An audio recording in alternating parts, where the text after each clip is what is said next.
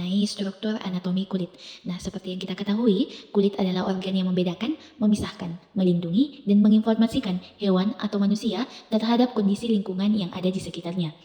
Kulit juga merupakan organ yang paling luas, yaitu kurang lebih sekitar 15% dari berat tubuhnya kita. Dan pada manusia itu luasnya berkisar antara 1,5 sampai 1,75 meter persegi. Contohnya, misalkan saya kan beratku 50 kg. Berarti berat kulitku kira-kira mencapai 3 gram. Nah, rata-rata tebal kulit itu berkisar antara 1 sampai 2 mm. Namun, kulit yang paling tebal itu berada di telapak tangan dan telapak kaki kita, berkisar 6 mm. Sedangkan yang paling tipis itu berada di organ vitalnya laki-laki, sekitar 0,5 mm. Nah, kulit juga membangun suatu barrier yang memisahkan organ-organ internal dan lingkungan luar dan turut berpartisipasi dalam banyak fungsi tubuh yang vital ataupun penting. Nah, di dalam anatomi kulit kita bagi menjadi 4 bagian.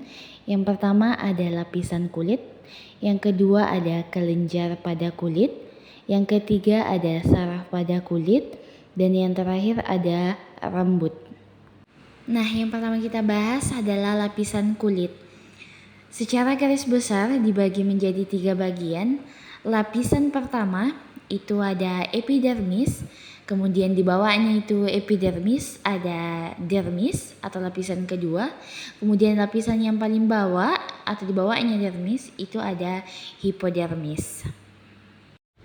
Untuk lapisan pertama ada epidermis yang merupakan bagian terluar kulit yang tersusun atas sel-sel epitel berlapis banyak yang tersusun rapat dan mengalami keratinasi, di mana keratinasi ini menghasilkan keratin yang merupakan protein yang bersifat keras, anti air, dan berfungsi untuk melindungi permukaan kulit. Jaringan ini tidak memiliki pembuluh darah.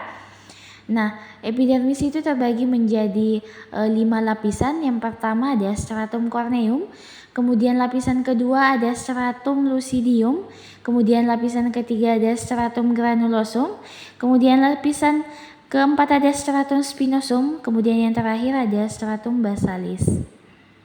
Oke, kemudian lapisan tersebut kita perbesar seperti ini ya. Nah, jika diperbesar akan tampak seperti ini. Yang pertama ada stratum corneum yang merupakan lapisan epidermis paling luar, terdiri dari beberapa sel yang pipi atau gepeng dan merupakan sel mati sehingga tidak memiliki inti, dan cairan selnya atau protoplasmanya berubah menjadi zat keratin. Sel ini akan diganti oleh sel-sel di bagian bawahnya setiap 15-30 hari. Jadi lapisan ini akan mengelupas. Nah, sebagian dari kita itu tidak sadar kalau mengelupas kulit tak setiap 15-30 hari. Nah, contohnya itu kalau seringki mak lulur, itu kan ada daki-daki tak keluar. Nah, daki-daki itu yang disebut sebagai stratum corneum yang terkelupas. Kemudian yang di bawahnya stratum corneum ada stratum lucidium. Ini merupakan lapisan jernih dan transparan, terdiri dari 4-7 lapis sel pipi yang tidak berinti, yang mati atau hampir mati. Kemudian ada stratum granulosum. Kenapa disebut sebagai stratum granulosum? Karena di dalamnya itu ada granula-granulanya yang terdiri dari 3-5 granula dan penghasil keratin yang disebut sebagai granula keratohyalin. Kemudian yang dibawanya lagi ada stratum spinosum yang merupakan lapisan paling tebal. Ini memiliki tonjolan penghubung intraseluler. Lapisan epidermis ini berbentuk spiral, ukurannya itu berbeda-beda karena ada proses pembelahan mitosis. Terdapat sel Langerhans, itu tujuannya untuk memberikan peringatan pada sistem imun tubuh saat diserang oleh kuman ataupun virus. Nah, lapisan ini juga memproduksi keratin yang disebut sebagai sel keratinosit. Kemudian ada stratum basalis yang merupakan lapisan terbawah dari sel epidermis dan melekat pada jaringan ikat dermis. Selnya berbentuk kubus, terdapat sel pembentuk melanin yaitu melanosit yang berperan dalam pembentukan melanin yang mewarnai kulit berupa warna coklat.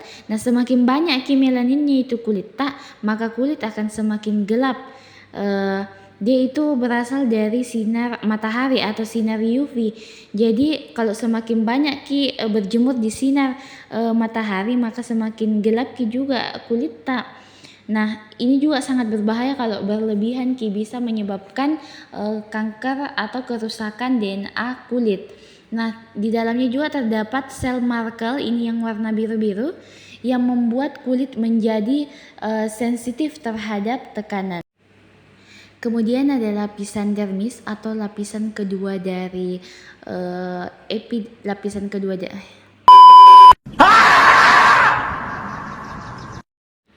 Kemudian lapisan kedua ada dermis yang merupakan lapisan yang jauh lebih tebal dibandingkan dengan epidermis. Ini berisi 3 jenis jaringan, ada kolagen, otot, dan juga saraf. Nah, di dalam dermis ini dibagi menjadi 2 wilayah. Ada parts papiler atau wilayah papiler. Nah, wilayah ini atau lapisan ini merupakan lapisan yang menonjol ke epidermis atau lebih dekat dengan epidermis, berisi ujung serabut saraf dan juga pembuluh darah. Nah, kalau ini yang kuning diibaratkan sebagai sel saraf dan yang biru dan merah ini diibaratkan sebagai pembuluh darah. Kemudian yang kedua ada parts retikular atau wilayah retikular. Nah, lapisan ini banyak mengandung jaringan ikat, folikel rambut, dan juga pembuluh darah. Di dalam folikel rambut yang berwarna coklat ini, berwarna coklat kehitaman, terdapat pembuluh darah yang warna biru dan saraf yang berwarna kuning. Nah, sedangkan jaringan ikat itu diilustrasikan itu yang berwarna pink. Nah, seiring bertambahnya usia, maka akan terjadi penurunan simpul kolagen dan saraf elastis, sehingga terjadi pengeripukan pada kulit.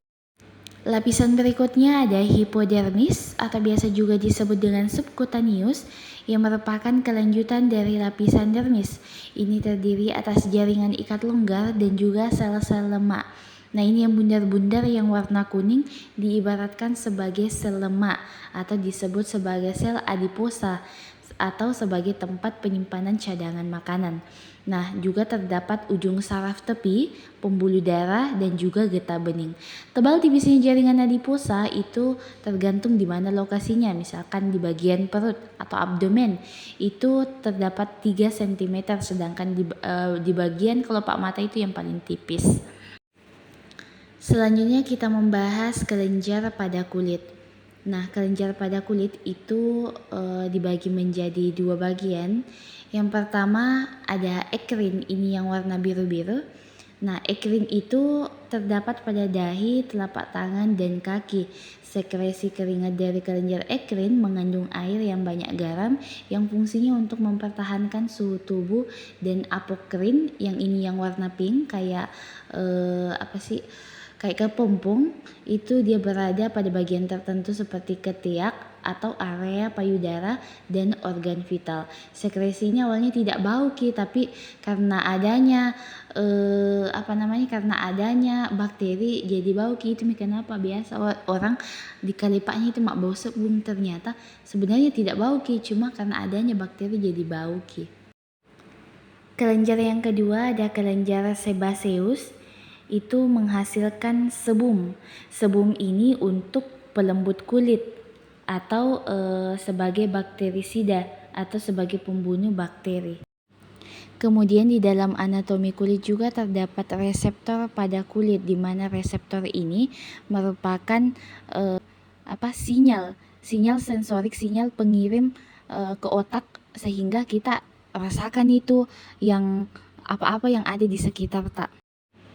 Nah, di sini ada lempen atau cakra Merkel yang merupakan reseptor terhadap tekanan ringan, merasakan permukaan kasar tetapi yang tidak ada bulunya. Kemudian ada ujung saraf bebas yang merupakan reseptor terhadap rasa sakit atau gatal. Jadi kalau misalkan tak balik cuang atau jatuh nah kita rasakan sakit. Nah, ujung saraf ini dia yang sampaikan ke otak tak kalau itu sakit begitu ya.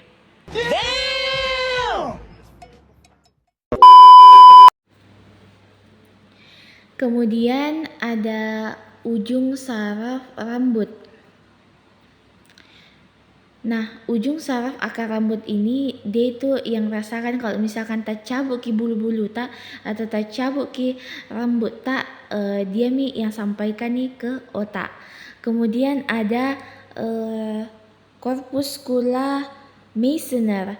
Nah, dia yang mendeteksi tekanan ringan sama sentuhan ringan, pokoknya apapun itu yang ringan-ringan. Nah, berbeda halnya dengan corpuscula Pacini. Nah, dia itu yang mendeteksi sentuhan kuat, getaran kuat, ataupun tekanan kuat. Kemudian ada corpuscula Krause.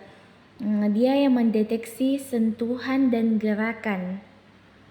Berbeda halnya dengan corpuscula Ruffini yang sama-sama bentuknya tapi berbeda fungsinya.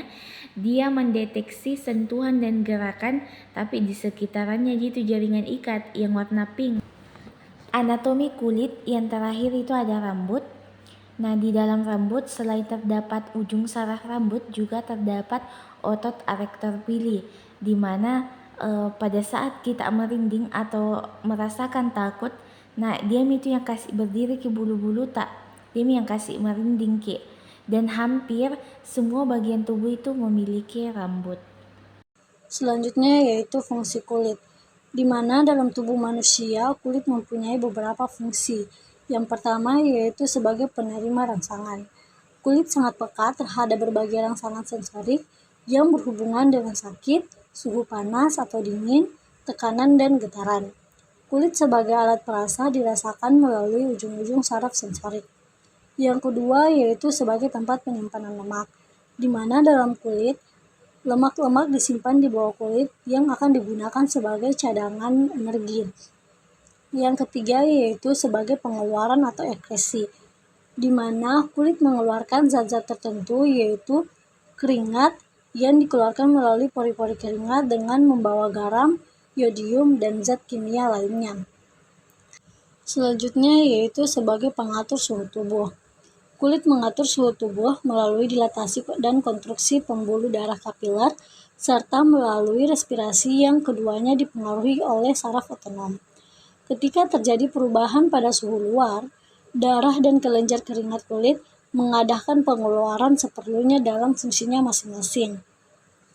Selanjutnya yaitu kulit sebagai pelindung atau proteksi, di mana lapisan epidermis, terutama lapisan tanduk, berguna untuk menutupi jaringan-jaringan tubuh di sebelah dalam dan melindungi tubuh dari pengaruh-pengaruh luar seperti luka dan serangan kuman.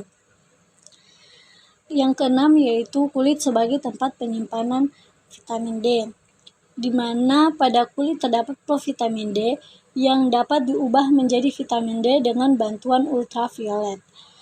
Yang terakhir yaitu sebagai penyerapan teratas, di mana kulit dapat menyerap zat-zat tertentu, terutama zat yang larut dalam lemak. Baik, kali ini saya akan menjelaskan mengenai jenis-jenis kulit. Jenis-jenis kulit dibagi menjadi 4. Yang pertama, kulit normal, kedua, kulit kering, ketiga, kulit berminyak, dan yang terakhir yaitu kulit kombinasi. Kulit normal, istilah yang ditujukan pada kulit yang kelembaban serta pengeluaran minyaknya seimbang, tidak berlebihan ataupun kekurangan. Sedangkan kulit kering, kondisi di mana minyak yang dihasilkan lebih sedikit dibandingkan kulit normal, sehingga kulit kurang mampu mempertahankan kelembabannya. Sedangkan kulit berminyak ialah jenis kulit yang kelenjar minyaknya sangat aktif, sehingga minyak yang dihasilkan lebih banyak dibandingkan dengan kulit normal.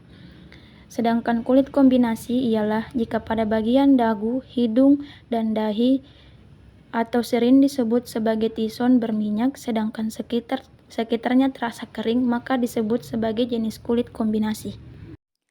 Nah, di sini kita akan membahas tentang kelainan pada kulit. Yang pertama, yaitu kelainan pada kelenjar palit. Pada kelainan kelenjar palit, ada 2 jenis, yaitu jerawat dan juga komedo. Yang pertama yaitu jerawat. Jerawat adalah gangguan pada kulit yang berhubungan dengan produksi minyak atau sebum yang berlebih. Jenis-jenis jerawat ada 4. Yang pertama, akne juvenil, muncul pada masa pubertas pada usia 14 hingga 20 tahun. Yang kedua, yaitu akne vulgaris, jerawat yang berbentuk komedo yang timbul pada kulit berminyak. Yang ketiga, yaitu akne rosacea, yaitu jerawat yang muncul pada wanita yang berusia 30 hingga 40 tahun. Dan yang keempat adalah akne nitrosika, jerawat yang bahaya karena akan menimbulkan bopeng atau lubang. Kelainan pada kelenjar palit yang selanjutnya adalah komedo. Komedo adalah benjolan kecil yang terbentuk di kulit akibat folikel rambut yang tersumbat. Jenis-jenis komedo ada 2. Yang pertama, komedo terbuka. Komedo terbuka muncul sewaktu pori-pori yang tersumbat oleh minyak tidak menutup kembali. Kalau terkena udara, pori-pori tersebut akan menghitam dan menimbulkan titik hitam kecil. Yang kedua, yaitu komedo tertutup. Komedo tertutup muncul di kulit saat pori-pori yang tersumbat menutup dan menimbulkan tonjolan kecil berwarna putih di permukaan kulit. Selanjutnya ada gangguan pigmentasi. Gangguan pigmentasi ini merupakan salah satu masalah kulit yang terdiri dari munculnya bercak pada daerah kulit dan menyebabkan warna kulit menjadi tidak merata. Gangguan pigmentasi itu ada 3. Yang pertama itu melanosis. Melanosis ini adanya bercak berwarna coklat tua kehitaman atau hiperpigmentasi di kulit muka. Biasanya terdapat di daerah pipi, dahi, dan bibir bagian atas. Penyebab dari melanosis ini karena kehamilan, penggunaan pil KB, atau pemakaian kosmetik, dan paparan sinar matahari. Gangguan pigmentasi selanjutnya ada lentigo. Lentigo yaitu sejenis neophyus pigmentosus yang terlihat menyerupai epilides, licin berwarna coklat tua. Gangguan pigmentasi selanjutnya ada vitiligo. Vitiligo ini gangguan pigmentasi pada kulit yang ditandai dengan terjadinya bercak-bercak putih karena kehilangan melanin. Vitiligo ini juga terjadi secara turun-temurun. Selanjutnya ada infeksi jamur. Infeksi jamur ini ada 3 juga. Yang pertama itu ada panu, yang kedua ada kurap, dan yang ketiga ada tinea pedis. Untuk panu ini infeksi jamur dangkal yang disebabkan oleh fungus Melasthesia vultur. Penyakit ini tampak sebagai bercak-bercak yang kadang itu tersebar di seluruh tubuh. Infeksi jamur yang kedua ada kurap. Kurap merupakan dermatofitosis yang berupa infeksi kulit berbentuk bulat-bulat besar dengan diameter 3-4 cm. Biasanya kurap ini menimbulkan rasa gatal dan kurap dapat terjadi pada siapapun. Kurap juga biasanya menular. Infeksi jamur yang ketiga atau yang terakhir ada tinea pedis, jenis penyakit yang disebabkan oleh jamur pada daerah kaki, terutama itu pada telapak kaki dan di sela-sela jari kaki. Untuk kelainan kulit yang selanjutnya yaitu ada alergi atau yang biasa disebut dengan hipersensitivitas. Alergi atau hipersensitivitas adalah perubahan kemampuan tubuh yang didapat dan khas untuk bereaksi terhadap zat, alergen atau antigen yang menempel atau masuk ke dalam tubuh. Pada hakikatnya, alergi termasuk kompleks kekebalan atau imunitas dan bersifat reaksi kekebalan imunologik khas antara alergen dengan zat lain atau antibodi yang dibentuk oleh tubuh. Daya reaksi imunologik tubuh, khususnya kulit, terhadap zat-zat asing yang berkhasiat sebagai antigen bersifat amat khas dan berlangsung amat lama. Zat-zat yang dapat menyebabkan alergi antara lain berupa Yang pertama ada makanan, minuman, dan obat-obatan. Kemudian yang kedua ada bahan yang dihirup seperti udara, debu. Kemudian yang ketiga ada bahan-bahan yang ditempelkan ke kulit seperti kosmetika, alas bedak, lipstik, parfum, hairspray, cat rambut, dan obat-obatan yang seperti salep, balsam, atau krim. Selanjutnya ada reaksi kulit terhadap kosmetika, itu dibagi menjadi 6 poin. Yang pertama itu reaksi alergi. Bila seseorang menggunakan suatu jenis kosmetika kemudian mengalami reaksi hipersensitivitas terhadap kosmetik tersebut, kulit akan menjadi merah, gatal, sampai bengkak-bengkak. Itu dinamakan reaksi alergi. Kemudian yang kedua ada reaksi iritasi primer, yaitu di mana kulit mengalami iritasi segera sesudah pemakaian kosmetika di tempat tersebut dan kulit menjadi gatal dan merah sampai berair. Kemudian yang ketiga ada reaksi fotosensitivitas, di mana reaksi kulit yang terjadi pada tempat yang menggunakan kosmetik setelah kontak langsung dengan sinar matahari dengan panjang gelombang tertentu. Kemudian yang keempat ada kerusakan di bagian rambut. Zat kimia yang dipakai pada pengeritingan, pelurusan, dan pewarnaan rambut biasanya dapat menyebabkan rambut menjadi rontok atau rambut patah, bahkan dapat menimbulkan kebotakan sementara. Kemudian yang kelima ada pengeritingan rambut secara mekanis juga dapat menyebabkan kebotakan karena tarikan alat pengeritingan atau traction alopecia. Kemudian yang keenam ada kerusakan kuku. Kuku dapat rusak, tumbuh bergelombang, berwarna kusam, tidak tumbuh atau menjadi radang karena zat kimia yang terkandung dalam kosmetik kuku tersebut. Selanjutnya penuaan dini. Penuaan dini ditandai dengan kondisi kulit terlihat lelah, kering, bersisik, kasar, dan disertai munculnya keriput dan noda hitam atau flek. Ada dua faktor yang mempengaruhi penuaan dini. Yang pertama faktor eksternal yang meliputi radikal bebas, sinar matahari, dan kelembapan udara. Yang kedua faktor internal meliputi keturunan, kesehatan, daya tahan, dan kejiwaan. Hal ini dapat juga dipicu oleh stres dan perubahan hormonal. Selanjutnya kelainan kelenjar keringat. Kelainan kelenjar keringat terbagi atas 4, yaitu yang pertama biang keringat, yang kedua hiperhidrosis, yang ketiga anhidrosis, dan yang keempat bromhidrosis. Yang pertama biang keringat. Biang keringat adalah suatu kelainan kulit yang disebabkan oleh adanya retensi keringat akibat tersumbatnya pori-pori kelenjar keringat. Penyumbatan pori-pori kelenjar keringat disebabkan oleh bakteri-bakteri yang menimbulkan peradangan atau pembengkakan, akibatnya kulit menjadi gatal. Biang keringat sendiri terdapat di daerah dahi, leher, dada, dan punggung. Yang kedua yaitu hiperhidrosis. Hiperhidrosis adalah suatu keadaan bila mana keringat yang dihasilkan berlebihan. Kelebihan keringat dapat terjadi di seluruh badan atau hanya setempat, misalnya di telapak tangan atau kaki. Hiperhidrosis dapat terjadi secara fisiologis karena suatu penyakit atau faktor psikis. Yang ketiga anhidrosis. Anhidrosis adalah suatu keadaan bila kulit tidak dapat berkeringat, yang disebabkan kelenjar keringat tidak mampu berfungsi lagi atau karena suatu penyakit. Yang keempat bromhidrosis.